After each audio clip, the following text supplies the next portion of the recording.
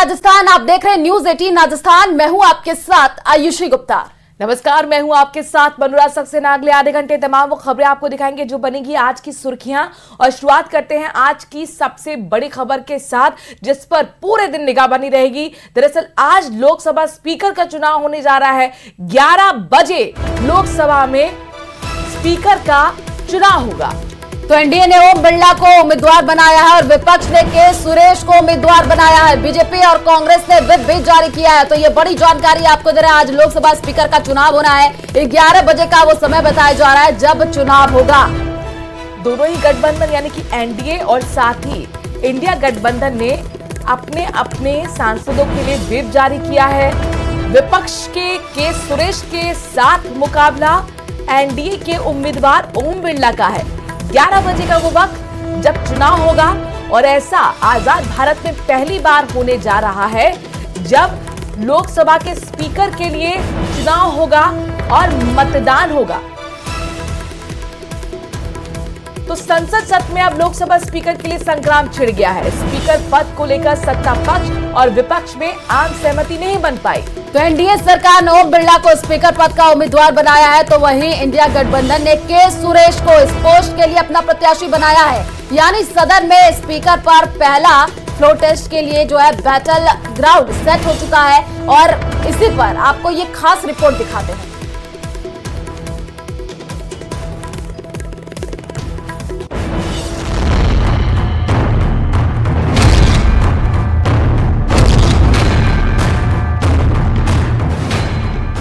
Opposition ने कहा है कि हम स्पीकर को सपोर्ट करेंगे, मगर कन्वेंशन ये है कि डेप्यूटी स्पीकर ऑपोजिशन को मिलना चाहिए।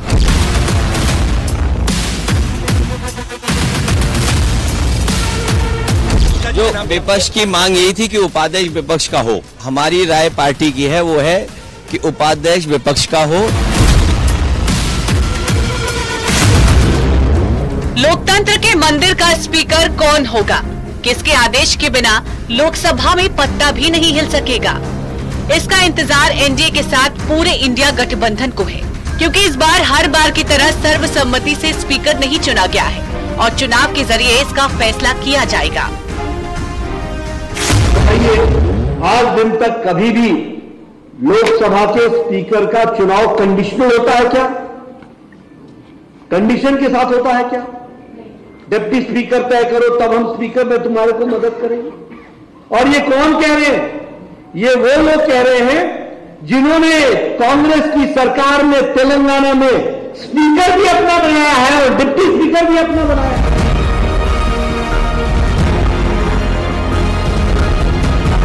स्पीकर पद को लेकर सत्ता पक्ष और विपक्ष में आम सहमति नहीं बनी।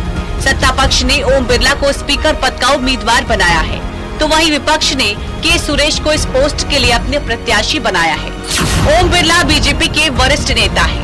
के सुरेश केरल कांग्रेस के कार्यकारी अध्यक्ष रहे हैं। ओम बिरला 2019 में भी स्पीकर बने थे। के सुरेश 2012 से 14 तक केंद्रीय राज्य मंत्री रहे। ओम बिरला दूसरी बार स्पीकर बन सकते हैं। के सुरेश 1989 में पहली बार सांसद बने। स्पीकर पद के लिए दोनों उम्मीदवारों ने नामांकन दाखिल कर दिया है, यानी अब लोकसभा स्पीकर के लिए वोटिंग होनी है। पूरी ऑपोजिशन ने कहा है कि हम स्पीकर को सपोर्ट करेंगे, मगर कन्वेंशन ये है कि डेप्यूटी स्पीकर ऑपोजिशन को मिलना चाहिए। राजनाथ सिंह जी ने कल शाम कहा था कि वो खारगे जी को कॉल रिटर्न करेंगे। अभी तक राजनाथ सिंह जी ने खारगे जी का कॉल रिटर्न नहीं किया है। तो मोदी जी कह रहे हैं कंस्ट्रक्टिव कोऑपरेशन हो और फिर हमारे नेता को इंसल्ट करा जा रहा है। यहाँ तक खड़गे जी का प्रश्न है, एक सीनियर लीडर हैं, उनका सम्मान करता हूँ। कल से लेकर आज तक उनसे 3 बार हमारी बात। यहाँ तक खड़गे जी का प्रश्न है, एक सीनियर लीडर हैं, उनका सम्मान करता हूँ। कल से लेकर आज तक उनसे 3 बार हमारी बात। दरअसल विपक्ष डिप्टी स्पीकर के पद की डिमांड कर रहा था और इसी के बाद ये तकरार भी शुरू हो गई। कांग्रेस का कहना है कि डिप्टी स्पीकर का पद विपक्ष को देने की परंपरा है, हालांकि बहुत साफ तौर पर एनडीए के साथ है। पर इस पूरी तकरार के बीच सवाल ये है कि सरकार और विपक्ष के बीच सदन की पहली टक्कर किसका होगा डिप्टी स्पीकर। पार्टी ने अगर स्पीकर पद को चुनौती देने के लिए नामांकन पत्र बढ़ाया है तो ये अफसोस की बात है, क्योंकि आज तक स्पीकर पद को लेकर के चुनाव नहीं हुआ है। और जब बात किया, कांग्रेस के नेता आए थे और माननीय राजनाथ सिंह जी, माननीय गृह मंत्री अमित शाह जी और एनडीए के सारे लीडर्स, हम लोग सब थे वहां। कांग्रेस के नेता ने आकर के कंडीशन लगाया कि अब डिप्टी स्पीकर पोस्ट देने से तब हम स्पीकर को समर्थन करेंगे। इंडिया ब्लॉक ने भी स्पीकर पद के लिए अपना उम्मीदवार घोषित कर दिया है। नहीं, तो ये अच्छी बात है, क्योंकि इस बार विपक्ष बहुत मजबूत है, तो अगर अपना स्पीकर चुना है तो अच्छी बात है। यानी अब सारा खेल नंबर का है, क्योंकि जिस तरह लोकसभा चुनाव के परिणाम एनडीए के पक्ष में आए हैं, कुछ ऐसी ही तस्वीर लोकसभा स्पीकर के चुनाव की देखने वाली है। इसके बावजूद बिना लड़े विपक्ष पीछे हटने के मूड में नहीं है। मोदी के साथ 293 सांसदों का दम है, तो राहुल गांधी के साथ 233 सांसद है और अदर्स 16 सांसद फिलहाल किसी के साथ नहीं है।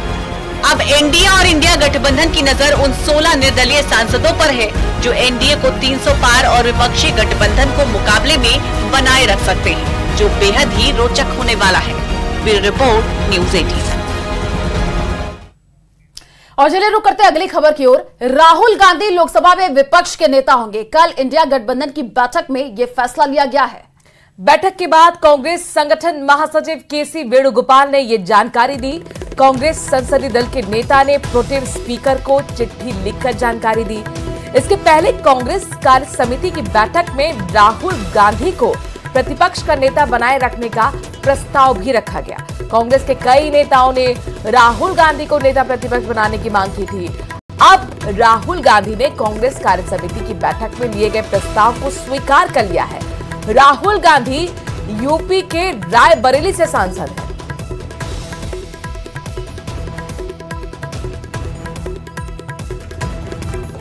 Pro-Tem Speaker Bhartwari Mahtab informing the decision of appointment of Rahul Gandhi as the leader of opposition in the Lok Sabha. Other office bearers will be decided later. That's all. नमस्कार। और अब बात करते हैं दिल्ली के मुख्यमंत्री केजरीवाल की। बहुत बड़ा दिन, खास दिन केजरीवाल के लिए, चूंकि आज सुप्रीम कोर्ट में केजरीवाल की जमानत पर सुनवाई होनी है। तो सीबीआई ने तिहाड़ जेल में अरविंद केजरीवाल से पूछताछ की और सुप्रीम कोर्ट में सुनवाई से पहले तिहाड़ में ये पूछताछ हुई है। तो ये बड़ी जानकारी आपको दे रहा है। आज का दिन काफी खास रहने वाला है। आज सुप्रीम कोर्ट में केजरीवाल की जमानत पर सुनवाई होने वाली है। लेकिन उससे पहले सीबीआई ने तिहाड़ जेल में अरविंद केजरीवाल से पूछताछ की। सुप्रीम कोर्ट में सुनवाई से पहले तिहाड़ में पूछताछ इसीलिए भी अहम है क्योंकि माना जा रहा है कि रिमांड पर सीबीआई ले सकती है। एक लंबी सवालों की फेहरिस्त सीबीआई के पास है और ऐसे में रिमांड की कोशिश जहां पर सीबीआई की होगी। इसी सिलसिले में तिहाड़ जेल में सीबीआई ने सुप्रीम कोर्ट में सुनवाई से पहले अरविंद केजरीवाल से पूछताछ की। और जयपुर से बड़ी खबर सामने आ रही है। मुख्यमंत्री भजनलाल शर्मा का आज दिल्ली दौरा रहने वाला है। सुबह 8 बजे जयपुर से दिल्ली के लिए रवाना होंगे। दिल्ली में आपको बताएं कि राजस्थान के बीजेपी सांसदों से मुलाकात करने का उनका कार्यक्रम है। केंद्रीय मंत्री गजेंद्र सिंह शेखावत के आवास पर बैठक भी है। लोकसभा स्पीकर चुनाव और संसद सत्र को लेकर अहम बैठक, जिसमें मुख्यमंत्री भजनलाल शर्मा की भी मौजूदगी रहेगी। लिहाजा आज दिल्ली दौरे पर रहेंगे मुख्यमंत्री भजनलाल शर्मा। सुबह 8 बजे जयपुर से दिल्ली के लिए रवाना होंगे। तो आपको बता दें कि दिल्ली में राजस्थान के बीजेपी सांसदों से मुलाकात करेंगे और केंद्रीय मंत्री गजेंद्र सिंह शेखावत के आवास पर यह बैठक होगी। लोकसभा स्पीकर चुनाव और संसद सत्र को लेकर के ये बैठक काफी महत्वपूर्ण मानी जा रही है। वही बात बीजेपी की करें तो दिल्ली से बड़ी खबर ये कि राजस्थान बीजेपी सांसदों की आज महत्वपूर्ण बैठक है। सुबह 9 बजे केंद्रीय मंत्री शेखावत के आवास पर यह बैठक बुलाई गई है। तो गजेंद्र सिंह शेखावत के आवास पर इकट्ठा सभी सांसद होंगे। स्पीकर चुनाव और संसद सत्र को लेकर के रणनीति बनेगी। सत्र के दौरान नवनिर्वाचित सांसदों को शेखावत ब्रेकफास्ट देंगे। तो काफी महत्वपूर्ण जानकारी आपको दे रहे राजस्थान बीजेपी सांसदों की आज एक बैठक होने जा रही है। काफी महत्वपूर्ण ये बैठक है। आपको बता दें कि गजेंद्र सिंह शेखावत के आवास पर इकट्ठा होंगे सभी सांसद। और एक और बड़ी जानकारी आपको दे दें, नीट पेपर लीक मामले में सीबीआई का लगातार ही एक्शन जारी है। सीबीआई की टीम ने उन 3 जगहों का निरीक्षण किया है जहां से पेपर लीक के सबूत मिले हैं। सीबीआई की एक टीम पटना में learn boys hostel and play school पहुंची, जहां स्कूल में छात्रों को बैठाकर पेपर रटवाने का दावा किया गया है। जांच टीम को यहां से ही जले हुए प्रश्न पत्र और आंसर शीट भी मिली थी। इसके अलावा टीम पटना एयरपोर्ट के पास गेस्ट हाउस का भी निरीक्षण करने पहुंची और दानापुर में सिकंदर के किराए वाले कमरे पर भी सीबीआई की टीम पहुंची है। लगातार सीबीआई एक्शन में और जांच बढ़ाते हुए। तो नीट पेपर लीक में ये बड़ी अपडेट आपको दे रहे हैं। लगातार इस मामले में खुलासे भी हो रहे हैं और लगातार आपको अपडेट भी हम दे रहे हैं। आपको बता दें कि सीबीआई का भी एक्शन देखने को मिला है। वहीं अब खबर भिलवाड़ा से है, जहां पर निजी अस्पताल के मैनेजर पर हमला हो गया। 6 से ज्यादा लोगों ने हमला किया है। घायल मैनेजर पंकज शर्मा अस्पताल में भर्ती कराए गए हैं। और मारपीट की ये जो घटना है वो सीसीटीवी में कैद हुई है। मारपीट के कारणों का अभी तक खुलासा नहीं हो पाया है। मामले की जांच पड़ताल में पुलिस अब जुटी हुई है। सुभाष नगर थाना क्षेत्र का ये पूरा मामला बताया जा रहा है। तो तस्वीरें हम आपको टीवी स्क्रीन पर दिखा रहे हैं। पहली तस्वीर देखिए कि यहाँ पर कैसे मारपीट हो गई है और दूसरी तस्वीर जो कुछ लोग घायल है उनको अस्पताल में भी भर्ती कराया गया है। पहली तस्वीर आप देखिए कैसे यहाँ पर कुछ लोग एक जगह पर इकट्ठा हो गए। निजी अस्पताल के मैनेजर पर यह हमला हुआ। 6 से ज्यादा लोगों ने हमला किया है। दूसरी भी तस्वीर हम आपको दिखा रहे हैं जहाँ पर आप देख पा रहे हैं कि जो घायल मैनेजर है उसको अस्पताल में भर्ती करा दिया गया। पूरी घटना सीसीटीवी कैमरे में कैद हो गई है।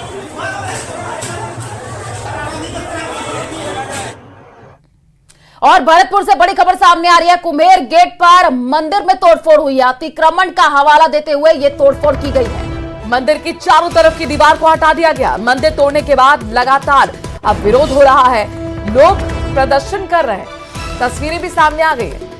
आपको बता दें कि यह खबर भरतपुर से है, जहां पर कुम्हेर गेट पर मंदिर में तोड़फोड़ का मामला। लोगों में लिहाजा जबरदस्त गुस्सा है। अतिक्रमण का हवाला देते हुए ये तोड़फोड़ की गई। जो मंदिर के चारों तरफ बाउंड्री थी, दीवार थी, उसको हटाया गया और इसी तोड़फोड़ की वजह से यानी कि अतिक्रमण हटाने की कार्रवाई का अब लोग विरोध करने के लिए सड़कों पर उतर आए। राजस्थान में पब्लिक हेल्थ इंजीनियरिंग डिपार्टमेंट में 350 करोड़ रुपए का घोटाला सामने आया है। आरोप है कि इंजीनियर्स कस्टडी में रखी 350 करोड़ रुपए का सरकारी सामान गायब कर चुके हैं। और इतना ही नहीं, इसका जवाब किसी के पास नहीं है कि आखिर ये सरकारी संपत्ति कहां गई। सरकारी सामान गायब होने से जलदाय प्रशासन में हड़कंप मचा हुआ है। देखिए रिपोर्ट।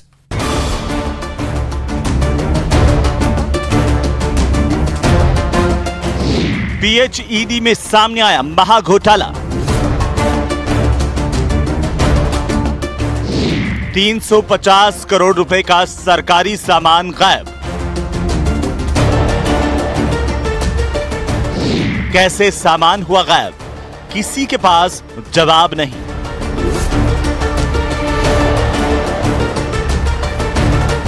जलदाय विभाग में ठेकेदार पदम चंद जैन को दिए गए ठेकों में अब 350 करोड़ से ज्यादा के पाइप, समर्सिबल पंप ये गायब हैं। दरअसल में पूर्व में जलदाय विभाग के अधिकारियों ने करीब 450 करोड़ रुपए के पाइप, समर्सिबल पंप खरीदे, जिसमें से लगभग 100 करोड़ के पाइप लगे। लेकिन अब 350 करोड़ के पाइप जो जलदाय विभाग के कार्यालय में होने चाहिए वो वहां से नदारद हैं। जल जीवन मिशन में घोटाले की जांच एक तरफ जारी है तो वहीं दूसरी तरफ राजस्थान से एक और महाघोटाला सामने आ रहा है। यहां पीएचईडी से 350 करोड़ रुपए की सरकारी संपत्ति गायब हो गई है। बताया जा रहा है कि जो सरकारी सामान गायब हुए हैं वो इंजीनियर्स की निगरानी में रखे गए थे। इतना ही नहीं, इसका जवाब किसी के पास नहीं है कि आखिर ये सरकारी संपत्ति कहां गई। सरकारी सामान गायब होने से जलदाय प्रशासन में हड़कंप बचा हुआ है। इसे लेकर विभाग ने लेटर जारी कर कार्रवाई की बात कही है। आइए अब आपको बताते हैं कि सरकारी खजाने से खरीदा गया सामान क्या क्या गायब हुआ है। गायब हुए सामान में DI pipe, HDPE pipes, rubber joints, submersible pump, electrical panels, valve समेत सभी सामग्री गायब हैं। जानकारों की माने तो सीकर, झुंझुनू, नागौर, अलवर, शाहपुरा, कोटपुतली, जयपुर बहरोड, महुआ, सिकराय, बांदीकुई, मंडावर में ये महाघोटाला हुआ है। बताया जा रहा है कि जेजेएम के कामकाज का सामान गायब होने से काम पूरी तरह बंद है। अभी विभाग को इंजीनियर्स व ठेकेदारों पर सामग्री को गायब करने का शक है। जांच में यह खुलासा हुआ कि 450 करोड़ रुपए से ज्यादा की खरीदी की गई सरकारी पाइपलाइन, समर्सिबल पंप और अन्य सामान जलदाय विभाग के कार्यालयों में नहीं है। इन सामानों का भुगतान ठेकेदार पदमचंद जैन को किया गया है। कई जगहों पर ठेकेदार पदमचंद जैन की संपत्तियों के गोदामों में भी सामग्री रखी गई, वो भी गायब हो गई है। वहीं पदमचंद जैन से पूछताछ में ये जानकारी मिली कि जब वो ईडी और एसीबी की गिरफ्तारी के समय जेल में था, तब उसके गोदामों से अज्ञात लोग माल चुरा कर ले गए। नियमों के मुताबिक सरकारी राशि से खरीदी गई सामग्री जलदाय विभाग के पास स्टोर में रखी जाती है, जिसकी सुरक्षा की जिम्मेदारी मुंशी, कनिष्ठ अभियंता, सहायक अभियंता और अधिशासी अभियंता पर होती है। ठेकेदार के पास या उसकी कंपनियों के गोदामों में सरकारी सामान रखने का कोई प्रावधान नहीं है। ये सरकारी सामग्री अब ना तो विभाग में है और ना ही ठेकेदार की कंपनियों के गोदामों में है। अब सवाल ये उठता है कि आखिर ये सामग्री गई तो फिर गई कहाँ? 3 अतिरिक्त मुख्य अभियंताओं को ये जांच सौंपी गई है। हैरानी वाली बात यह है कि इस जांच में वो चौंकाने वाले खुलासे सामने आ रहे हैं कि जो पाइप 350 करोड़ रुपए के खरीदे गए थे, वो अब जलदाय विभाग के कार्यालयों से नदारद है।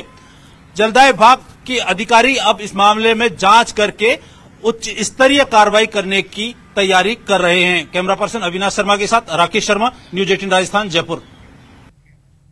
और भीषण गर्मी से जूझ रहे प्रदेशवासियों के लिए अच्छी खबर है। दक्षिण पश्चिम मानसून का राजस्थान में मंगल प्रवेश हो गया है। प्रदेश के दक्षिण पूर्वी हिस्सों से प्रवेश करने वाले मानसून के अगले एक सप्ताह सक्रिय रहने के आसार हैं। इस दौरान कुछ इलाकों में भारी बारिश भी हो सकती है। ये खास रिपोर्ट इस पर देखिए।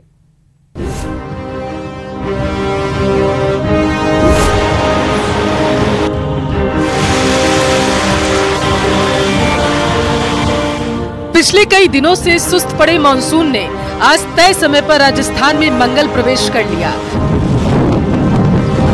मानसून ने बांसवाड़ा, डूंगरपुर, चित्तौड़गढ़, प्रतापगढ़, उदयपुर, कोटा, झालावाड़ और बारां के रास्ते राजस्थान में प्रवेश किया है। मौसम विभाग के अनुसार फिलहाल फेवरेबल कंडीशन बनी हुई है, जिसके कारण मानसून पूर्वी राजस्थान के और भी हिस्सों में सक्रिय हो सकता है। 27 जून से लगातार 3 दिन दक्षिण राजस्थान के कुछ इलाकों में भारी बारिश हो सकती है। इसके अलावा पूर्वी राजस्थान के कुछ इलाकों में मेघ गर्जन, तेज हवाएं और बारिश हो सकती है। उन्होंने बताया है कि 26 जून को उदयपुर, कोटा संभाग में 1-2 स्थानों पर भारी बारिश होने और कहीं-कहीं वज्रपात होने की संभावना है। मानसून की पिछले कई दिनों से राजस्थान वासियों को उम्मीद थी। आज 25 जून को दक्षिण पूर्वी राजस्थान के कुछ भागों से मानसून प्रवेश कर चुका है। खासकर यदि देखें तो डूंगरपुर, बांसवाड़ा, चित्तौड़गढ़, प्रतापगढ़, उदयपुर, इसके अलावा झालावाड़, कोटा और बारां डिस्ट्रिक्ट्स के कुछ भागों में मानसून आज प्रवेश हुआ है। इसी दौरान पिछले 24 घंटों में उदयपुर और कोटा संभाग के कई भागों में वाइड स्प्रेड रेनफॉल भी रिपोर्ट हुई है। इस बार प्रदेश में भीषण गर्मी का दौर दिखने के साथ ही प्री मानसून एक्टिविटीज भी कम रही। अमूमन 15 जून के बाद प्रदेश में प्री मानसून सक्रिय हो जाया करता था, लेकिन इस बार प्री मानसून बारिश भी औसतन 45% कम रही है। आने वाले दिनों में भी बात करें तो पूर्वी राजस्थान के कुछ और हिस्सों में अगले 3-4 दिनों में मानसून के प्रवेश करने की संभावना बनी हुई है। यानी कि अगले 3-4 दिन पूर्वी राजस्थान के कुछ इलाकों में मानसून और कुछ इलाकों में प्री मानसून की गतिविधियां जारी रहेगी।